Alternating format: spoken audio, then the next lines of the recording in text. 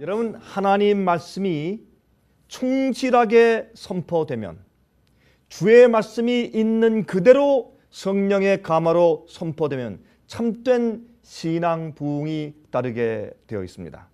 여러분, 신앙 부흥이라 함은 우리가 주 앞에 진심으로 회개하는 것을 말하는 것이요, 죄를 깨닫고 죄를 포기하고 버리는 일이 있고 굴복하는 일이 있습니다. 진리를 사모해서 찾아서 발견하여 진리를 따르는 일이 생기고 의로운 생활로 바뀌는 일이 생기는 것입니다. 여러분, 우리가 진리를, 복음을 올바로 성경 말씀 그대로 전달하면 사람들 마음 가운데 부흥이 일어나게 되어 있는 것입니다. 또한 이 부흥이 생기고 나면 반드시 따라와야 할 것이 있는데 그것은 개혁입니다. 개혁이라고 하는 것은 생애의 변화를 말하는 것입니다. 잘못된 것을 버리고 또한 잘못된 것은 고치고 진리대로 살게 되는 변화가 따라오게 되어 있는 것입니다. 이 개혁이 뒤따르지 아니하는 부흥은 그저 감정적인 그런 경험이라고 볼 수밖에 없는 것입니다. 진리를 떠나서 여러분, 진정한 부흥은 있을 수가 없습니다. 진리대로 고치는 일이 없이 진정한 개혁은 있을 수 없는 것을 우리가 잘 알고 있는 것입니다.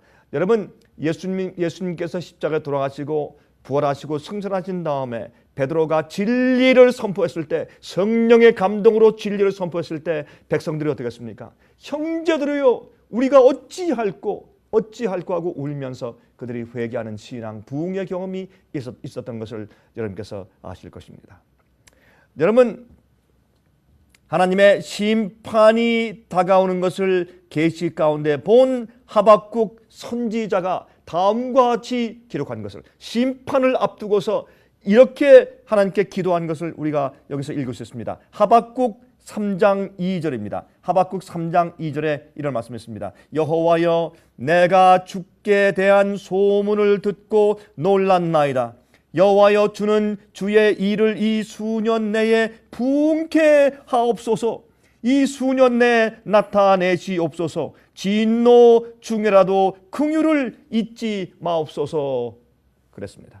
여러분, 여기 말씀 가운데 무슨 말씀이십니까? 주님에 대한 소문을 내가 듣고 놀랐습니다. 다시 말해서 하나님께서 심판하시는 것입니다. 교회를 심판하시는 일이 곧 생긴다는 것입니다. 주께서 오십니다. 자, 이럴 때 주님이시여, 그러므로 심판 전에 빨리 이 교회로 하여금, 주의 불쌍한 백성들로 하여금 부흥케 하시옵소서. 부흥을 우리에게 주시옵소서. 속히 하시옵소서. 우리를 불쌍히 여기시옵소서 하는 그런 기도를 한 것을 우리가 성경에서 읽을 수 있습니다. 여러분, 이 세상에 이제 곧 심판이 이르러 옵니다. 먼저 믿는 자들을 심판하시는 일이 있을 것입니다. 교회를 먼저 심판하실 것이라고 주님께서 성경에 여러 번 기록하신 것을 우리가 읽게 됩니다. 그러므로 교회에 참된 신앙의 부흥 운동이 일어나야 할 것입니다. 참된 신앙 부흥이란 어떤 것일까요? 그 의미가 무엇일까요? 제가 오늘은 그 말씀을 드리려고 하는 것입니다. 여러분, 오늘날 이 세상에 가짜 부흥 운동이 얼마나 많이 판을 치고 있는지 모릅니다. 감정적인 경험이에요. 감정적인 부흥 운동이지만 그러나 실제적인 진짜 부흥 운동이 아닙니다. 성경이 말하는 참된 부흥의 운동이 아닙니다. 어떻게 할 수 있습니까? 진리대로 믿고 가르치지 않습니다. 또 개혁이, 자기 세계를 바꾸는 개혁의 변화의 경험이 뒤를 이어 따라오지 않는 것입니다. 그러나 교회 가서 정말 이 솟구치는 감정의 경험이 있고, 그렇죠? 정말 뜨끈뜨끈한 경험이 있습니다.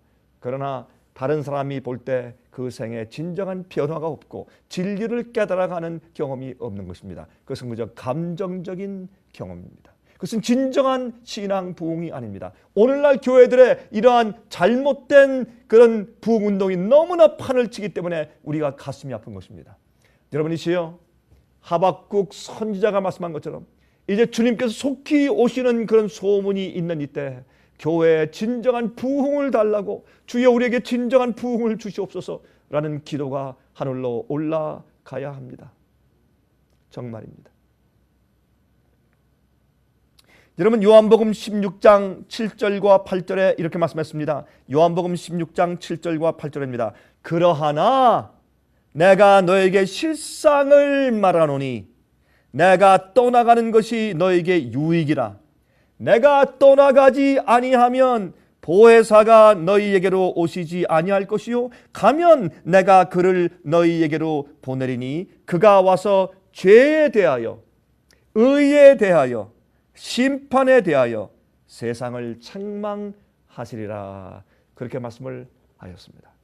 자, 성령께서 오시면 어떤 일을 행하신다고요? 죄에 대해서 우리를 깨닫게 하시고 또한 의에 대해서 깨닫게 하시고 심판에 대해서 세상을 책망하신다고요. 왜 이런 말씀하셨습니까? 여러분, 예수님께서 더 이상 이 땅에 제자들과 함께 계실 것이 아니었습니다. 이제 하늘로 승천해 올라가십니다. 그러면 그들이 예수님을 볼 수 없습니다. 직접 말씀을 들을 수 없습니다. 그러므로 성령께서 그들 마음 가운데 역사하실 때 그들이 어떻게 마치 예수님을 보고 있는 것처럼 의가 무엇인지를 직접 보고 깨닫게 되고 죄에 대해서 마음 가운데 깨닫게 되고, 여러분 예수님의 거룩한 생활을 볼 때 그들은 항상 양심의 가책을 느끼고 죄를 깨달았습니다. 또한 예수님의 생애를 볼 때 그들은 의로운 생애가 무엇인지를 깨달았을 것입니다. 그러나 더 이상 예수님이 보이지 않을 때 성령께서 그 일을 하신단 말입니다. 그리고 심판에 대해서 세상을 책망하십니다. 우리가 성령을 받으면 뜨끈뜨끈하고 무슨 능력을 행한다고 하지만 그 이전에 정말 성령을 받으면 우리 속에 있는 죄를 깨닫게 됩니다. 우리가 불의한 것을 알게 되고 회개하게 되고 정말 의를 깨닫게 되며 의로운 생활을 살게 만드시는 것이 성령 하나님입니다. 그리고 심판하십니다. 세상을 심판하고 오류를 정죄하시고 올바른 진리를 깨닫게 하시고 심판하는 그 역사를 성령께서 우리 마음 가운데 행하시는 것입니다. 여러분, 참된 부흥이 생기면 죄와 의와 장차 올 심판을 깨닫게 됩니다. 여러분, 그래서 사람들 말이죠, 정말 진정한 회개를 하면 그 회개에 합당한 열매를 맺는 것입니다. 여러분, 침례 요한의 기별이 무엇입니까? 침례 요한의 기별은 너희가 회개했으면 회개에 합당한 열매를 맺으라. 그것이 침례 요한의 기별이었습니다. 회개하라, 천국이 가까웠다 그랬습니다. 여러분이시여, 바리새인들과 율법사들과 제사장들이 나올 때 누가 너희들어 장차 오는 심판을 피하려 하느냐, 이 독사의 자식들아, 그렇게 말씀을 했습니다. 정말 성령의 감동이 없는 그런 사람들에 대해서 아주 날카로운 말을 할 수 있는 사람이 바로 침례 요한이었습니다. 너희가 정말 회개했으면 회개에 합당한 열매를 보이라, 그렇게 말씀했습니다. 변화가 없는, 개혁이 없는 그 부흥은 감정적인 것이지 진정으로 성령이 주시는 그런 부흥이 아닌 것을 우리가 알아야 할 것입니다. 참된 부흥이 생기면 죄와 의와 장차 올 심판에 대해서 깨닫게 됩니다. 여러분, 그들은 회개하고 심판을 받고 예수님 안에서 새로운 피조물이 되고 새로운 생활을 살게 됩니다. 그들은 전에 했던 그런 행습에서 벗어나서 그들이 좋아하던 일을 미워하게 됩니다. 그리고 귀찮아하던 영적인 일을 그들은 좋아하고 사랑하게 되는 것입니다. 말씀 읽는 것을 좋아하고 기도하는 것을 좋아하고 조용히 예수님에 대해서 명상하는 것을 좋아하고 성경 말씀을 연구하고 듣는 것을 좋아합니다. 찬송하는 것을 좋아하게 됩니다. 주님께 조용히 무릎 꿇고 조용히 주님과 대화하는 기도를 그들이 즐거워하게 되어 있습니다. 이것이 참된 부흥의 결과입니다. 그리고 그들의 마음의 품성이 바뀝니다. 온유하고 절제하고 겸손하고 성절사랑하고, 그렇죠? 그러한 이 예수님의 품성으로 바뀌게 되어 있습니다. 그것이 성령의 열매입니다. 그리고 주님의 발자취를 따르면서 주님의 품성을 반사하게 되고 그분의 깨끗하심과 같이 그들이 자신을 깨끗하게 하는 그런 경험이 생기게 됩니다. 이것이 다 우리가 하는 것이 아니라 성령께서 우리 마음속에 들어오셔서 은혜로 그렇게 그러한 일을 이루시는 것입니다. 부흥은 성령께서 역사하시는 결과가 부흥입니다. 부흥은 반드시 그래서 마음속에 변화를 수반하게 되어 있는 것입니다. 오늘날 그러므로 감정적인 그런 부흥을 일으키기 위해서 얼마나 교회에서 많이 애들을 쓰고 있는지 모릅니다. 하나님께서 누가 진정으로 부흥과 개혁을 경험하는 진짜 그리스도인지 주님께서 마음을 살피시면서 아시는 것입니다. 그러므로 누구든지 주여 주여 하는 자마다 다 천국에 들어갈 것이 아니라 뭐 권능을 행하고 귀신을 쫓고 교회에서 가르치고 그런다고 해서 천국에 들어가는 것이 아니라 하늘에 계신 내 아버지의 뜻대로 행하는 자가 천국에 들어간다고 말씀을 하셨지 않습니까? 그것이 마태복음 7장 이야기가 아닙니까, 여러분? 사람들은 말이죠, 교만하고 자기 주장만 하던 사람들이 말이죠, 마음이 온유해지고 겸손하게 됩니다. 허영적이고 교만한 사람들이 착실하고 조심성 있게 됩니다. 불경한 자가 경건해지고 세상의 허영을 버립니다. 옷 입는 것이 단정해집니다. 외모로 무엇을 꾸미려고 하지 않고 마음속에 온유한 주의 말씀과 품성으로 꾸미려고 합니다. 화려한 것을 차고 다니는 것보다 예수의 품성을 담기를 원하게 되어 있습니다. 그것이 진정한 부흥을 가진 그리스도인들의 내적인 경험이 올시다. 여러분, 참된 부흥이 일어나면, 참된 부흥이 생기면 감정적인 흥분이 일어나는 것이 아니라 여호와의 의를 깨닫게 되고 그들의 죄와 부정 가운데서 마음을 살피시는 하나님 앞에서 이 두려움을 느껴요. 하나님을 두려워하고 그분 앞에서 올바로 살게 되어 있는 것입니다. 무서워 떠는 것이 아니라 주님을 경외하고 두려운 마음을 가집니다. 많은 사람들이 하나님을 두려워하지 않습니다. 자기들 아직도 마음대로 살면서 진정한 죄와 우상을 버리지 않으면서 구원받았다고 착각하며 그들은 감정적으로 뜨끈뜨끈하고 흥분의 경험이 있으니까 마치 성령을 받은 것이나 아니면 구원받은 것으로 착각하고 살고 있는 것입니다. 그것은 진정한 부흥의 신앙이 아닙니다. 여러분, 갈바리 십자가가 분명히 제시되면 그리스도인들은 그리스도의 공로만이 그들의 죄를 충분히 속할 수 있고 그 다음에 너무나 감사해서 희생과 헌신이 따르게 되는 것입니다. 개혁이 따르지 않으면 참된 회개가 아닙니다. 개혁이 따르지 않으면 참된 회개가 아닙니다. 여러분이시여, 제가 계속 강조하죠. 죄인이 서약한 것을 이행하고 도둑질한 것을 돌려주고 죄를 고백하고 잘못을 고백하고 하나님과 동료 인간들을 사랑하게 되면 그는 하나님께로 돌아와 부흥의 경험을 가지고 있다는 확실한 증거가 되는 것입니다. 회개에 합당한 열매를 맺으라. 정말 신앙적으로 부흥했으면 하늘과 이 땅에서 보이는 그런 성령의 역사에 열매가 생기게 되어 있다, 그 말입니다. 주님 속혔습니다. 이 세상에 심판이 임합니다. 그러므로 우리는 어떻게 해야 합니까? 진정한 부흥을 경험해야 합니다. 교회 안에 부흥이 있기 위해서 기도해야 합니다. 주님의 뜻대로 살기 위해서 기도해야 하는 것입니다. 여러분, 그러므로 다시 강조하지만 개혁이 따르지 않으면 참된 회개가 아닙니다. 오늘날 근래 행해지고 있는 많은 부흥운동은 진짜 성령의 부흥운동이 아닌 것을 우리가 솔직하게 말할 수밖에 없습니다. 일시적인 어떤 감정이 타오르지만 금방 사라져버리고 진정한 이 생애의 개혁과 바뀌는 일이 변화가 없는 것입니다. 여러분, 인기 있는 신앙 부흥은 너무도 흔히 사람들의 상상력에 호소하고 감정을 자극하는 이야기를 많이 하고 새롭고 놀랄만한 것에 대한 호기심을 만족시키는 방법으로 이루어집니다. 아닙니다. 여러분, 세속적인 데 관심을 갖는 일이 없어져야 합니다. 진정한 부흥을 가지면 감정적인 자극에서 생기는 그런 것들이 아닌 것입니다. 여러분, 사실 회개한 사람들은 말이죠, 이렇게 감정적으로 그저 겉으로만 회개한 사람들은 성경의 진리에 별반 귀를 기울이지 않고 관심이 없어요.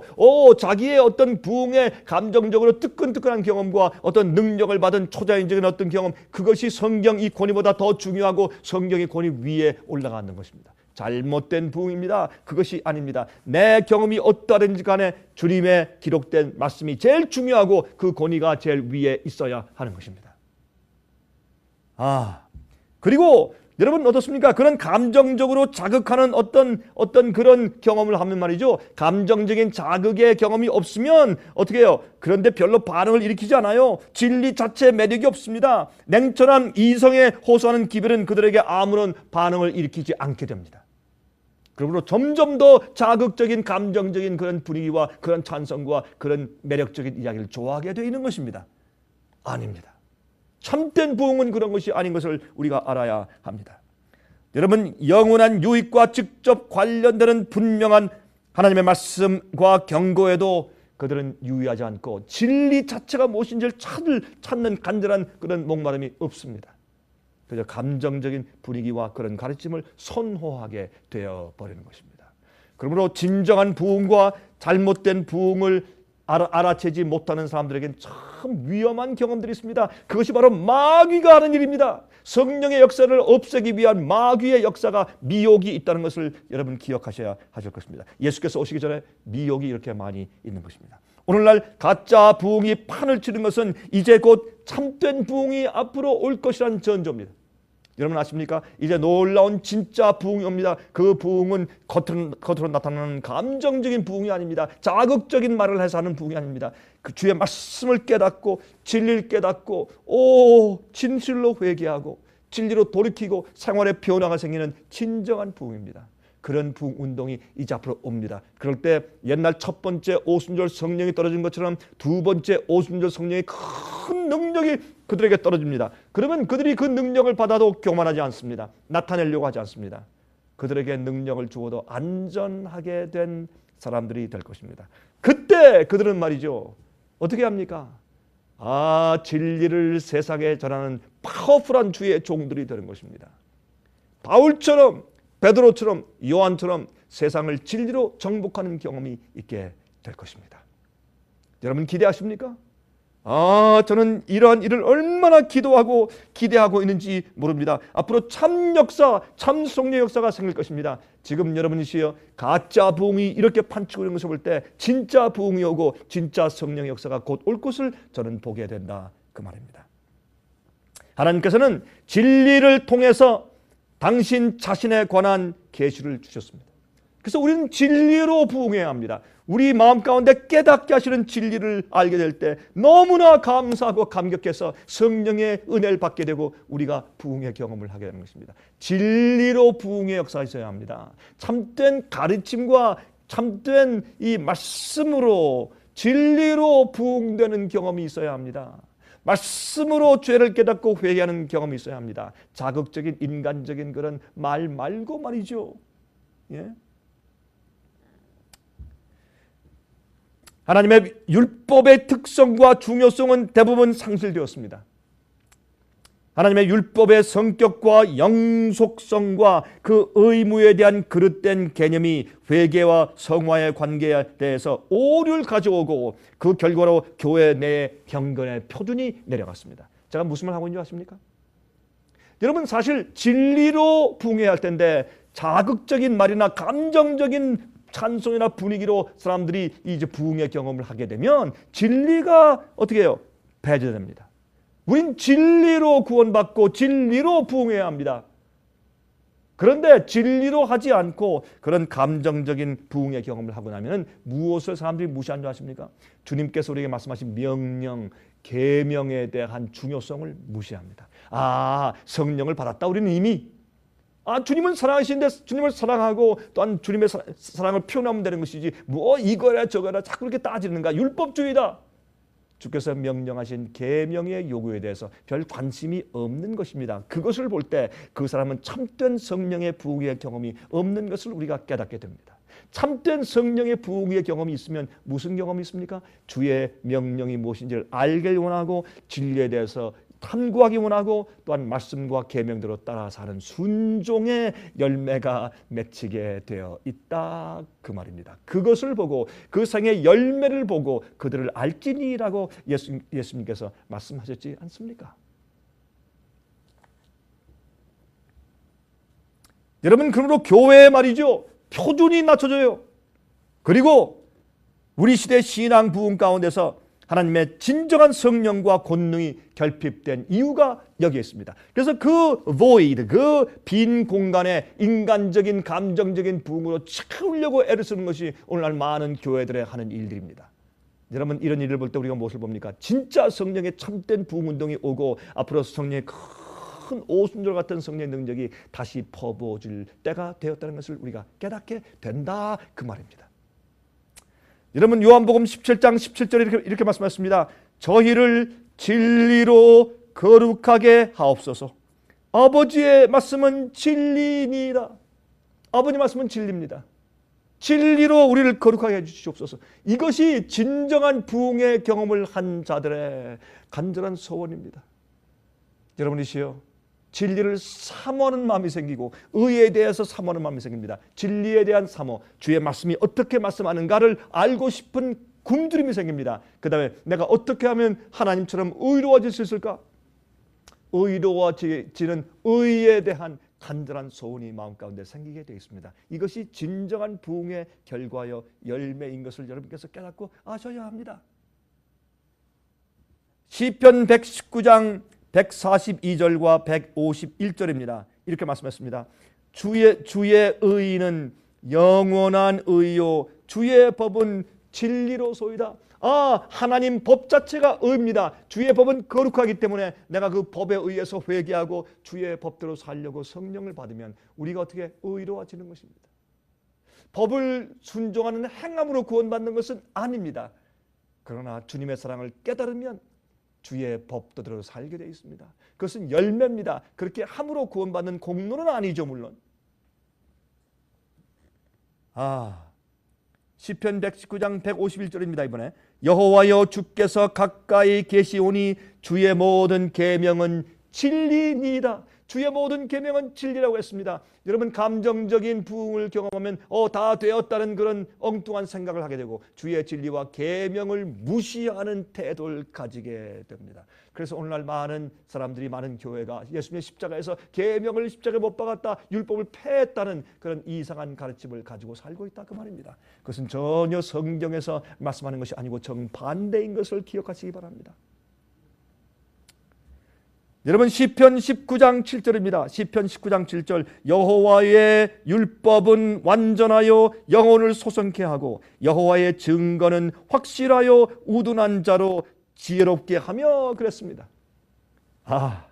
우리가 주님의 계명과 주의 말씀 증거를 그만히 연구하면 우리 영혼을 소성케 해요. 우리 영혼을 회개시키고 거듭나게 만들어요. 우리의 사상을 바꾸어요. 무엇을 따라서? 주의 말씀 진리에 따라서 우리 생각과 철학과 우리 믿는 바를 우리 깨끗하게 변화시키게 되는 것입니다. 그리고 마음속에 있는 생각을 변화시키고 성품을 변화시키고 진정한 의에 대한 소망을 가지고 살게 하는 것입니다. 로마서 7장 12절 이로 보건대 율법도 거룩하며 계명도 거룩하며 의로우며 선하도다. 여러분 성경에 어디 계명을 폐했다는 말씀이 어디 있습니까? 계명은 의로운 것입니다. 선한 것입니다. 거룩한 것입니다. 그러면 우리가 부흥할 때 주의 계명이 우리 마음 가운데 들어옵니다. 성령께서 우리 마음 가운데 우리 하나님의 계명을 기록해 주신다고. 그것이 바로 새 언약이라고 히브리서는 말씀하고 있지 않습니까? 그렇죠? 히브리서 10장 가서 읽어보십시오. 주님께서 주님의 법을 우리 마음 가운데 성령으로 기록해 주셔야 합니다. 그 법을 사랑하고 그렇게 살고 싶은 욕망이 생기고 또한 그 하나님의 법과 일치된 동기와 품성을 갖게 되는 것입니다. 우리 힘으로 안 됩니다. 주님께서 그 일을 내 속에서 이루시는 것입니다.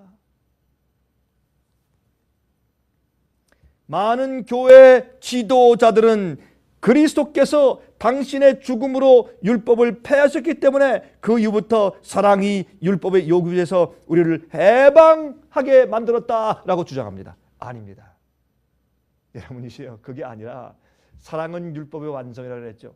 사랑하면 자연히 주의 계명을 지키고 그 사랑의 동기는 주의 계명을 존중하고 그들을 살게 만드는 것입니다.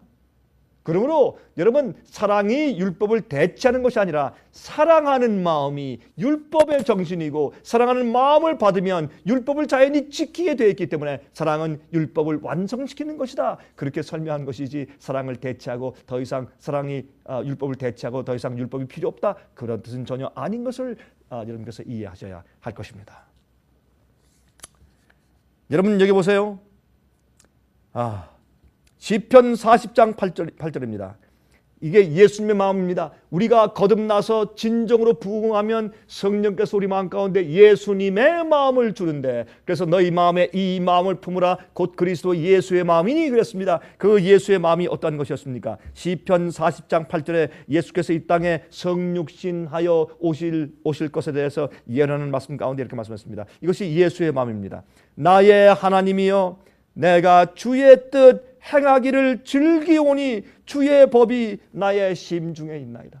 주님의 법이 내 마음속에 있나이다. 그렇게 말을 했습니다. 이것이 예수께서 이 땅에 사시는 예수의 마음이었습니다. 아버지의 뜻대로 하고, 아버지께서 말씀하시는 대로 하고, 아버지께서 인도하시는 대로 가고, 아버지의 말씀과 계명을 따라 사는 모범을 보이고, 아버지의 계명을 사랑하고 율법을 사랑하는 그 법이 마음 가운데 있는 그러한 마음이 바로 예수의 마음이었습니다. 여러분, 그것이 예수의 마음을 갖는 태도입니다. 여러분, 사람을 하나님의 율법의 원칙과 일치되게 해줌으로 하나님과 사람을 화목하게 해주는 것이 회개와 성화의 사업입니다. 우리 마음에 있는 죄를 버리고, 세속적인 것을 버리고 말입니다. 인간적인 것을 버리고 이기심과 교만을 포기하고 하나님과 같이 화합하여 하나님 닮고 하나님과 같이 하나 된 삶을 살게 하기 위해서 역사하는 것을 우리가 회개라고 하고 성화라고 부르는 것입니다.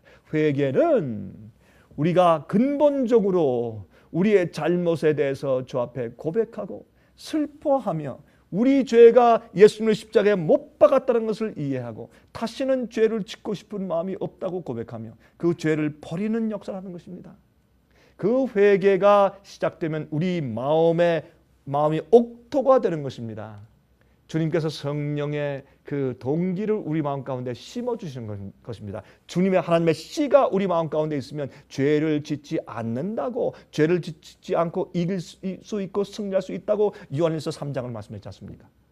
그런 경험이 내 마음 가운데 가득 차게 되는 것입니다. 자, 그래서 주님의 원칙과 율법의 원칙과 일치하게 해줌으로 하나님과 화목하게 만드는 것입니다. 주님이 더 이상 두렵지 않습니다. 여러분들은 원래 사람들은 태초에 하나님과 같은 그런 닮은 품성의 형상을 가지고 창조되었죠.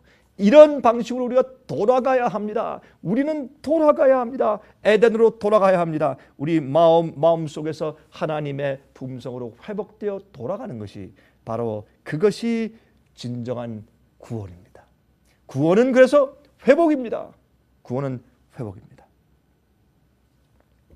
의의 원칙이 우리 마음속에 새겨지는 것입니다. 죄가 하나님과 사람 사이를 내었기 때문에 그 죄를 해결해야 우리가 하나님과 다시 화목하게 될 수가 있는 것입니다. 그것이 진정한 부흥의 경험입니다. 죄에 대한 해결입니다. 성화는 그렇게 부흥한 사람이, 거듭난 사람이 이제 하나님의 품성의 양을 위해서 점점 발전해 올라가는 것입니다. 우리가 거듭날 때에 예수님의 성품의 질을 갖게 됩니다. 그러나 주님처럼 겸손하고 주님처럼 온유하고 주님처럼 인자한 그러한 친절한 그러한 그 성품의 양을 가지고 있지 못합니다. 질은 같습니다. 어린아이가 똑같은 인간의 생명을 가지고 태어나지만 점점 성장해 가야 하는 것처럼 말이죠. 그래서 새싹이 난 다음에 나중에 옥수수가 열리는 옥수수대가 될 때까지 시간이 걸리고 성장해야 되는 것처럼, 그러나 새싹도 옥수수고 대도 옥수수고 나중에 자라서 옥수수를 연 마지막 열매를 가진 옥수수도 똑같은 옥수수인 것처럼 우리가 거듭나면 하나님의 마음을 속성을 받는 것입니다. 그때부터 그 예수의 마음의 질을 계속 성령 안에서 유지해 나가야 합니다. 그러나 그 양이 점점 예수님을 닮아서 점점 성화로 점점 더 발전하고 성장해 나가야 되죠.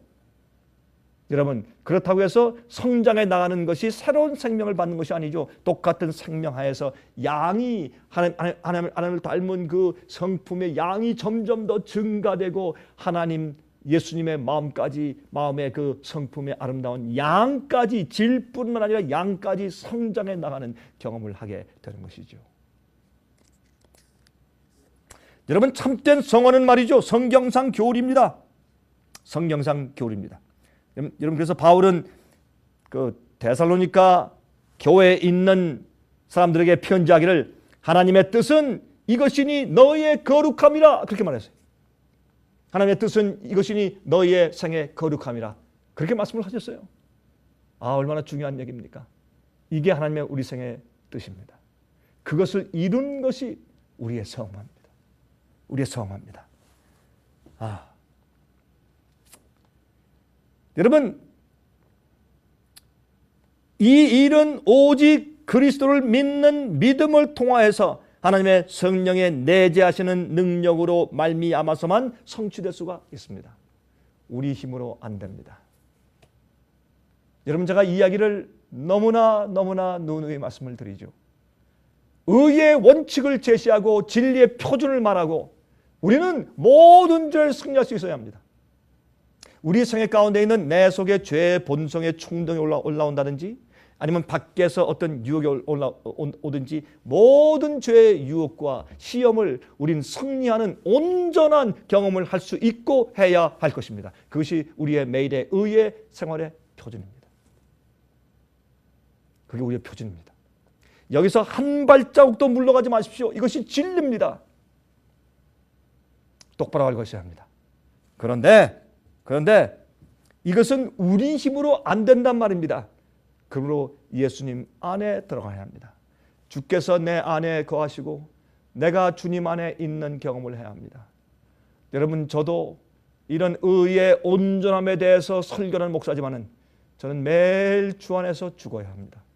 매일 저의 고집을 꺾어야 합니다. 매일 저의 의지를 주 앞에 드려야 합니다.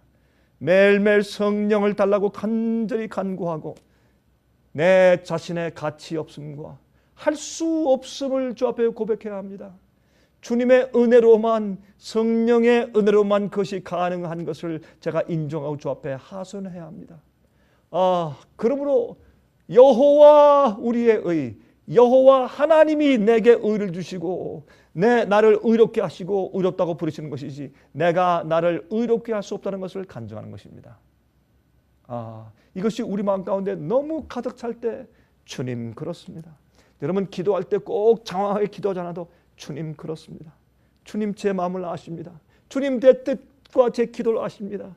그렇게 할 때 제 기도가 그냥 곧장 하늘에 올라가서 주님께서 제 마음을 아시는 겁니다. 주님께서 여러분의 마음을 아시는 것입니다. 우리의 의의 경험에 능력이 어디로부터 오는 것인지 우리가 알며 간구하고 부르짖을 때 예수님도 그래서 여러분 히브리서 5장 보면 이 땅에 사실 때 눈물로 통곡하며 아버지께 소원과 간구를 올렸다 그랬습니다. 예수님도 이 땅에 사실 때 신성의 능력으로 승리하신 것이 아니라 성령을 받아서 승리했습니다. 그것이 여러분과 저의 소원이 되어야 할 것입니다. 그것이 우리 경험이 되어야 합니다. 여러분, 참된 부흥을 경험하십니까?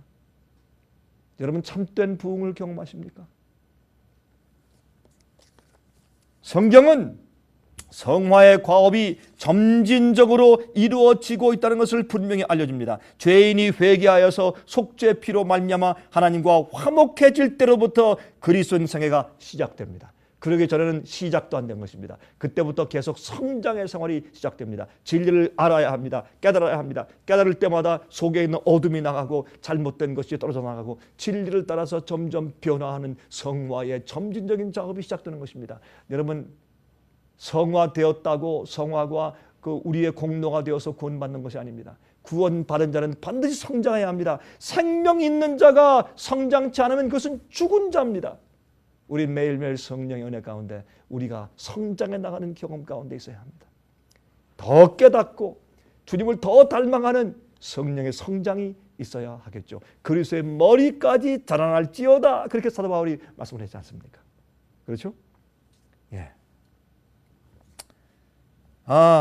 바울도 말해요. 오직 한 일, 즉 뒤에 있는 것은 잊어버리고 앞에 있는 것을 잡으려고 표대를 향하여 그리스도 예수 안에서 하나님이 세워 위에서 부르신 부름의 상을 위하여 쫓아가노라 그랬어요. 여러분, 아무도 말이죠, 자기가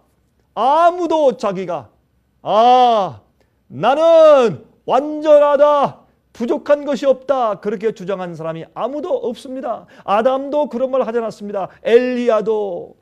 여러분, 요셉도 다니엘도 침례 요한도 여러분 사도 요한도 바울도 아무도 베드로도 그런 주장을 한 적이 없습니다.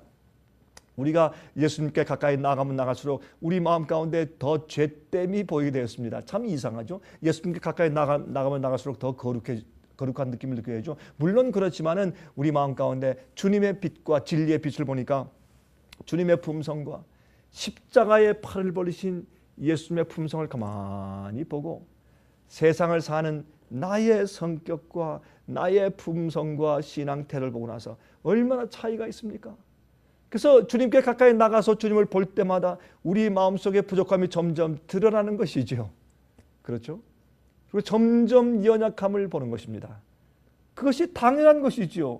여러분, 예수님께 가까이 나가면 나갈수록 우리의 부족함이 더 드러나는 것입니다. 그렇다고 우리가 그 부족함을 가지고 정당화시키는 것입니까? 아니죠.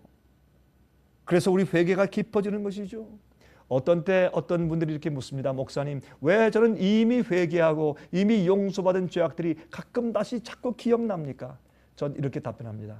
형제여, 자매여, 그렇게 하는 이유는 바로 형제나 자매 그 죄를 회개한 경험이 점점 더 깊어질 수 있도록 하시는 것입니다. 아, 내가 정말 그때 그랬지. 회개했지만 정말 내가 잘못했다. 그렇게 하지 말아야지 하는 회개 경험이 점점 더 깊어지기 위해서 아직도 회개하고 용서받은 죄라도 가끔 생각이 나게 되어 있는 것입니다. 우리 두뇌 이 기억력 가운데서 말입니다.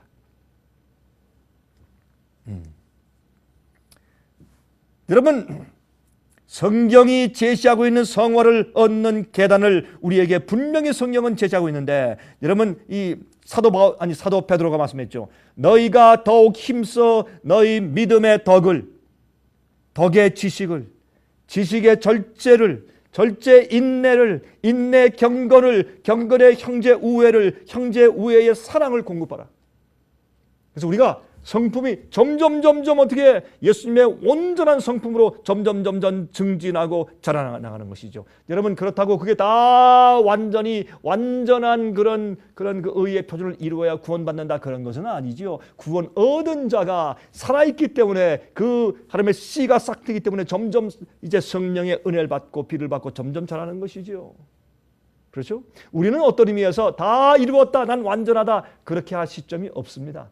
하늘에 올라가도 그렇게 말하지 않을 것입니다. 왜 그렇습니까? 하늘에 올라가도 우리가 영원히 발전하지 않겠습니까? 예수님처럼 더 친절하고 더 온유하고 더 인자한, 더 오래 참는 그런 품성이 하늘에 가도 점점 영원히 발전하지 않겠느냐 말입니다. 하나님을 더 가까이 보아 알기 때문에. 그러므로 우리는 영원히 발전합니다. 내가 다 이루었다, 완전하다 그러한 시점은 우리에게 없습니다. 옛날 사도들과 주의 선지자들도 그렇게 말한 자가 없습니다. 여러분, 사도 바울도 내 표대를 향해서 내가 계속 달려간다 그렇게 말씀을 했지, 내가 완전하다, 다 이루었다 그런 말씀이 없습니다. 그러나 변화된 경험이 있어야 합니다. 거듭난 경험, 성령이 역사하시는 표징이 있어야 합니다. 회개의 열매가 있어야 합니다. 그렇죠? 우리는 구원 안에 있어야 합니다. 매일의 구원입니다. 매일의 성령의 은혜 가운데 살아야 할 것입니다. 아무런 투쟁과 극기도 세속적인 어리석음을 버리는 일을 요구하지 않는 안이한 종교를 믿고자 하는 욕망이 가짜입니다. 바로 그것이 진짜 부흥이 아닙니다. 극기도 없고 투쟁도 없고 세속적인 어리석음과 죄의 습관을 버리려고 하는 그런 요구도 없는 그러한 부흥은, 그러한 가르침은 잘못된 가짜입니다. 감정적인 부흥입니다. 그런 마음의 욕망만 가지는 것이 아닙니다. 통속적인 교리를 만들어서 말이죠. 여러분 구원받았습니다 합니다. 아닙니다. 우린 진실로 죄를 회개하고 고백하고 버리는 일이 있어야 합니다. 우상을 버리고 주 앞에 무릎 꿇고 변화되는 개혁의 경험이 있어야 할 것입니다. 투쟁하고, 죄와 투쟁하고 극기하고 세속적인 것들을 버리는 실제적인 경건의 경험이 있어야 그것이 진정한 부흥의 경험을 하는 것입니다. 자, 우리가 온전하게 되었다 말하지 못한다면, 그러면 하나님께서, 예수께서 이 땅에 우리 의인을 데리러 오시기 전에 우리가 이루어야 할 표준이 무엇입니까? 그것은 간단합니다. 죄를 승리하는 것입니다. 우리 마음 가운데 죄를 품지 않는 것입니다. 죄를 고백하고 죄 습관을 버리고 여러분 주 앞에 나가서 굴복하고 의로운 생활을 살기 위해서 우리 마음 가운데 죄를 승리해야 할 것입니다. 속에서 올라오는 죄의 욕심을 승리하고 탐욕을 승리하고 밖에서부터 들어오는 죄의 유혹을 승리해야 할 것입니다. 우리 힘으로 아닙니다. 그래서 우리가 성령을 받아야 합니다. 성령의 은혜를 간구해야 합니다. 우리가 의의 역사를 달라고 주 앞에 기도해야 합니다. 죄가 지긋지긋하게 싫습니다. 죄를 짓고 살 때 죄의 습관 가운데 노예되어 있을 때 우리는 진정으로 행복하지 않는 것입니다. 다시는 죄로 돌아갈 마음이 없습니다. 의로운 생활을 원합니다. 주님을 기쁘시게 하고 싶습니다. 그러기 때문에 여러분 진정한 구원의 경험이 매일 있어야 할 것입니다. 여러분이시여, 우리 마음속에 다 이루었다 하는 교만은 없으나 매일매일 예수님 안에서 승리해 나가는 경험이 있어야 합니다. 그것이 참된 신앙의 부흥인 것입니다. 여러분, 하나님의 요구 중에 한 가지를 고의적으로 변하고 또한 탐안하면서 거룩해질 수 있다는 신조는 잘못된 생각입니다. 죄를 알면서도 범하게 되면 깨우쳐주는 성령의 음성을 침묵하게 만들고 마음이 점점 완악해지는 것입니다. 그러므로 마음 가운데 성령의 가책이 있을 때 즉시 버리고 즉시 승리하십시오. 즉시 주 앞에 나가십시오. 그렇게 해야 할 것입니다. 여러분 아십니까? 우리는 바라봄으로 거룩하게 됩니다. 바라봄으로 변화가 되는 것입니다. 여러분 어떤 진리를 듣고 사느냐가 중요합니다. 그러므로 여러분이시여, 여러분이 매일매일 여러분이 있는 교회나 여러분이 있는 성경 공부 장소에서 잘못된 복음과 잘못된 진리를 차근차근 계속 듣고 살면 그런 대로 여러분의 생각이 꼴지어집니다. 그런 데서 떠나십시오. 그런 얘기를 듣지 마십시오. 진리를 찾고 있어야 합니다. 진리를 듣고 진리 안에서 예배해야 합니다. 이것은 마지막 현대 교인들에게 아주 중요한 것입니다. 거룩하심을 사람들에게 밝혀주시는데도 거룩한 원칙들을 무시하고 사람들의 교훈과 인간적인 이론에 집착할 때 교회 안에서 산 경건성을 잃어버리게 되는 것입니다. 그래서 교회가 세속적이 되고 세상이 교회에 들어왔는지 교회가 세상에 들어가 있는지 별로 분간이 되지 않습니다. 세상 사람들의 경쟁이 교회 안에 있고 교회 안에 탐욕이 세상에도 있고 똑같은 것입니다. 그런 이기적인 그러한 변화는 진정한 성화의 경험이 아닙니다. 그것은 부흥이 아닙니다. 여러분이시여, 예수님 속교십니다. 세상에 곧 심판이 이를 것입니다. 교회에서 먼저 주님께서 그 마음과 동기를 심판하실 것입니다. 여러분 지금 그러한 일이 벌어지고 있습니다. 많은 자들에게 은혜의 문이 닫혔을지 모릅니다. 조심하십시오. 하늘에서 승리의 역사 있을 때 지금 우리가 올바른 신앙, 참된 부흥의 역사를 가지고 있어야 합니다. 예수님 속교십니다. 예수님 속교십니다. 여러분 세상의 징조를 보십시오. 여러분 이 세상에 과연 오래 갈 것 같습니까? 세상의 천연재해를 보십시오. 세계의 하나의 경제가 무너지는 것을 보십시오. 이 세상이 오래 갈 것 같습니까? 세상에 과거에 들어보지도 못한 천연재해가 있는 것을 보십시오. 세상의 악함을 보십시오. 세상이 오래 갈 것 같습니까? 절대로 그렇지 않습니다. 위태위태하지 않습니까? 여러분 주님께서 오래 참아오십니다. 그러나 하나님의 인내도 한계가 있습니다. 주님 속히 오십니다. 정신 차리십시오. 예수님 속히 오십니다. 정신 차리십시오. 참된 부흥을 경험하십시오.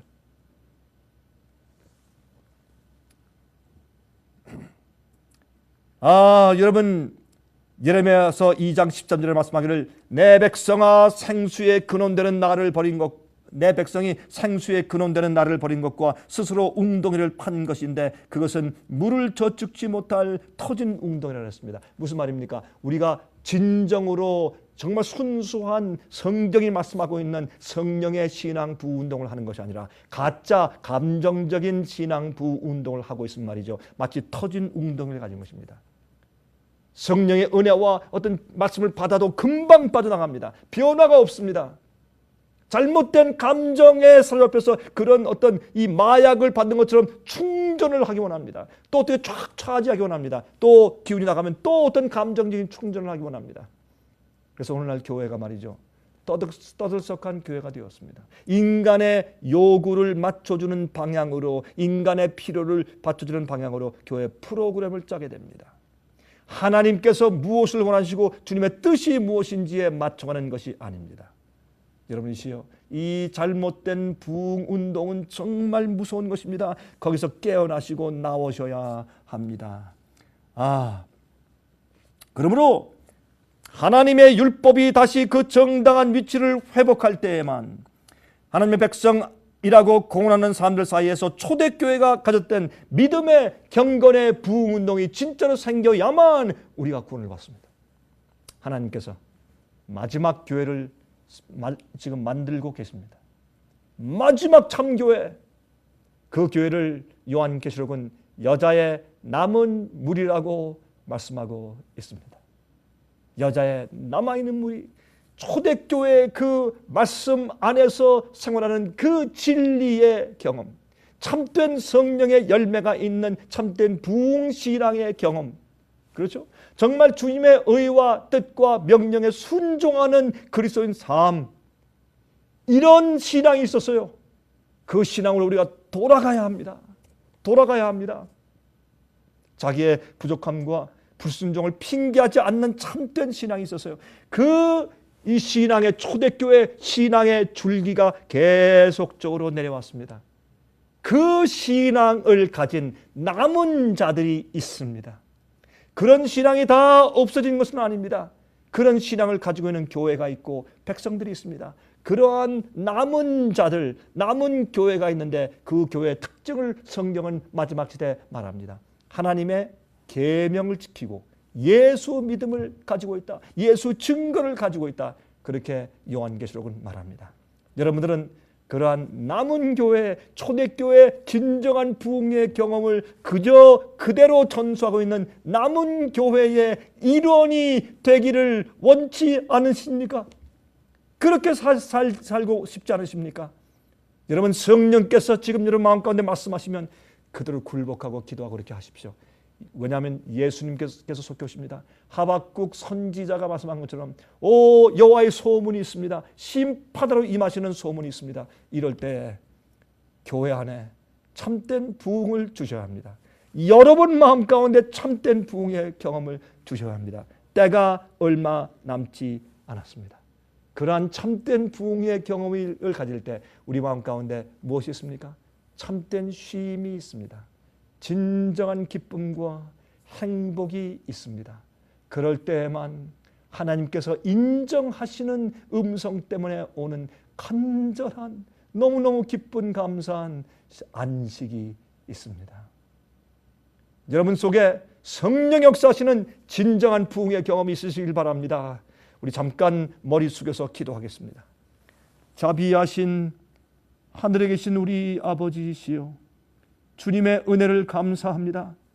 우리는 우리 스스로 우리들의 죄를 용서할 수도 없고 우리 스스로 의를 조작하여 만들 수도 없으며 우리가 우리 스스로 우리를 변화시킬 수 있는 힘이 전혀 없습니다.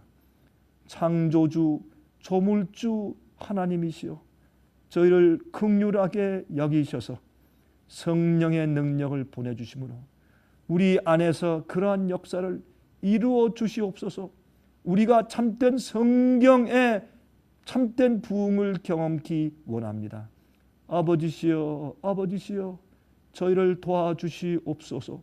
이제 마지막 시대에 하나님께서 참교회, 초대교회 그 신앙을 가지고 유지하며 남아있는 백성들을 불러 모으실 때 하나님의 계명을 지키는 경험, 진실된 의에 경험하는 사람들과 예수 믿음, 이 땅에서 승리하신 예수 믿음을 가진 자들을 모실 때 하나님, 우리가 그곳에 있기를 심히 원합니다. 아버지시여, 우리에게 참된 부흥을 주시옵소서. 살아계신 예수 그리스도의 거룩하신 이름으로 간절하게 기원합니다. 아멘.